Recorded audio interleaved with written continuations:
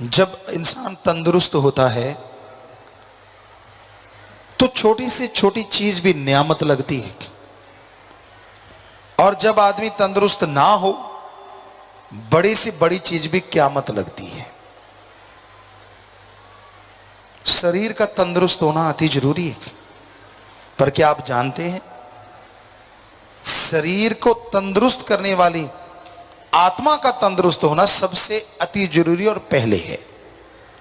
जिनकी आत्मा मर जाती है तंदुरुस्त होते हुए भी वो बीमार रहते हैं, क्योंकि वो खुशियां हासिल नहीं कर पाते, हर समय गमगीन रहते हैं, हर समय परेशान रहते हैं, दिलो दिमाग में कुछ ना कुछ चलता रहता है। तो ये आत्मिक कमजोरी या आत्मा का बीमारपन है, जिसकी वजह से आप दुखी रहते हैं, परेशान रहते हैं, गमगीन रहते हैं। तो अगर आप आत्मा को बलवान बना लो, अगर आप आत्मा को अंदर की खुराक खिला दो, तो यकीनन आपकी आत्मा बलवान होगी, शरीर तंदुरुस्त होगा, विचार शुद्ध होंगे और आपका दिल दिमाग खुश रहेगा। हमेशा आप खुशियों से लबरेज रहेंगे।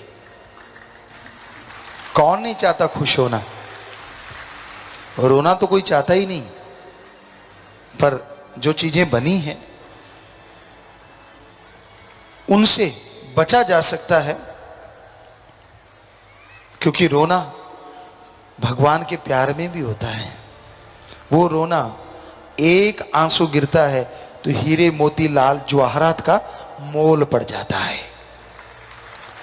जन्मों जन्मों के पापों को साथ बहा के ले जाता है।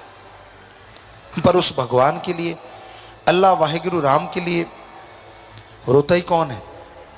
जो रोता है अपने मुद्दों को लेकर रोता है। भगवान मुझे ये नहीं दिया, मुझे ये नहीं मिला, मुझे वो मिले, मुझे फला मिले, मुझे बेटा चाहिए, मुझे दूध चाहिए, मुझे पूत चाहिए, मुझे बिजनेस चाहिए, मुझे व्यापार चाहिए, मुझे लाखों चाहिए, मुझे करोड़ों चाहिए, स्कूटर चाहिए, मुझे कार चाहिए, हवा में उड़ार चाहिए, पता नहीं क्या क्या डिमांड है।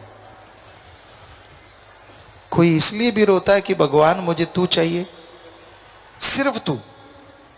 जो रोता है सुमरण के द्वारा, भक्ति के द्वारा, सुमरण करते हुए, भक्ति करते हुए उसकी याद में तड़पता है, एक पल भी खाली नहीं जाता, दरगाह में पल पल मंजूर होता है, और उसकी खुशियां उसे नहीं परिवार को भी मिलती हैं। और उनके चेहरों पे नूर रहता है जो मालिक से प्यार करते हैं, जो वचन मानते हैं। मौत जैसे कर्म भी उनके बदल जाया करते हैं।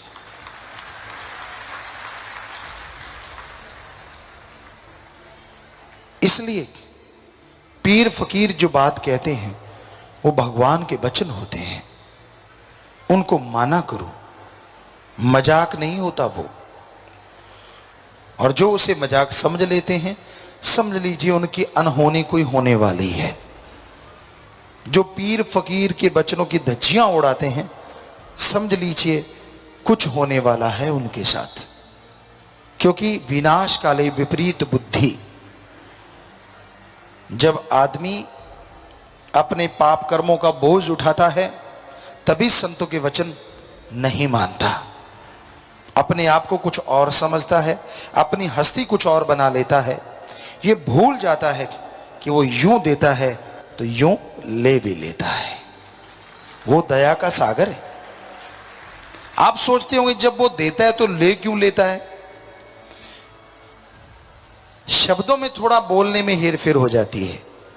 वो तो देता ही देता है, पर ले लेता जब आप उसके वचनों की धज्जियां उड़ाते हैं, कर्म बुरे करते रहते हैं, निंदा करना, चुगली करना, सिर जोड़ जोड़ के, तो आप अपने पैरों पे कुल्हाड़ी मारते हैं और आप मालिक की सारी रहमत को खत्म कर देते हैं पाप कर्मों से, तो सारी चली गई। इसलिए यह जरूर समझा करो, संत पीर फकीर के वचन मानने में ही फायदा है। कोई राज दे दे, राजा बना दे, और एक तरफ मालिक का प्यार हो। परम पिता शास्त्र नाम जी दाता रहबर शाह मस्ताना जी महाराज फरमाया करते हैं कि मालिक के प्यारे को कोई राजपाट पे बैठा दे और ये कहे कि मालिक के दर्शन नहीं करने, प्यार नहीं करना, तो वो उस राजपाट की तरफ देखता नहीं। सारी त्रिलोकी की दौलत का ढेर लगा दे एक तरफ और कहे कि सतगुरु अल्लाह राम अपने मुर्शिद के दर्शन करने हैं या फिर ये ढेरी लेनी है, तो ढेरी की तरफ वो पींट करके खड़ा हो जाता है, निगाह तक नहीं मारता। ये होता है मालिक का प्यारा, जो किसी लोभ लालच में नहीं आता। पर आज कलयुग का दौर है, लोग सारे एक जैसे नहीं होते। आज भी ऐसे मालिक के प्यारे हैं लाखों में, करोड़ों में, जो इतने दृढ़ निश्चय के साथ राम नाम के रास्ते पे चलते हैं और उन्हें कोई कमी भी नहीं मालिक आने देता, ना अंदर ना बाहर। पर जो वचन नहीं मानते, जो अपने मन की हमेशा करते रहते हैं, मनमते चलते रहते हैं, वो सतगुरु की रहमतों को ठोकर मार देते हैं। वो उसकी दया में रहमत को वापस भेज देते हैं अपने पाप कर्मों से, अपने बुरे कर्मों से। क्योंकि आप कर्म करने के अधिकारी हैं, आप अपने कर्म नए बना सकते हैं। ये आप पे निर्भर करता है, आप कर्म अच्छे बनाते हैं या बुरे बनाते हैं।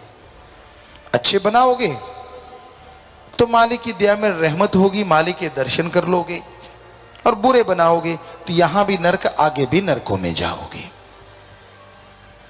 जीते जी मोक्ष और मरणोपरांत मोक्ष, यही सच्चा मोक्ष है, यही सच्ची मुक्ति है।